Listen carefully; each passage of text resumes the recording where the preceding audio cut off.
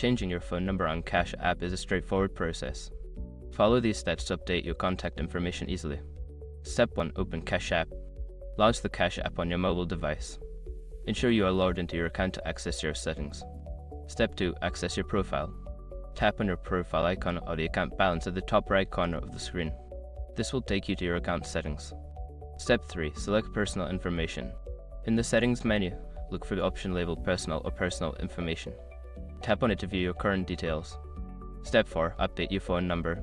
Find the section for your phone number. Tap on it, delete the old number, and enter your new phone number. Make sure to double check for accuracy. Step 5. Confirm changes. After entering your new number, Cash App may send a verification code to the new phone number. Enter this code to confirm the change. Once verified, your phone number will be updated. Now you have successfully changed your phone number on Cash App. If you encounter any issues, consider reaching out to Cash App support for assistance.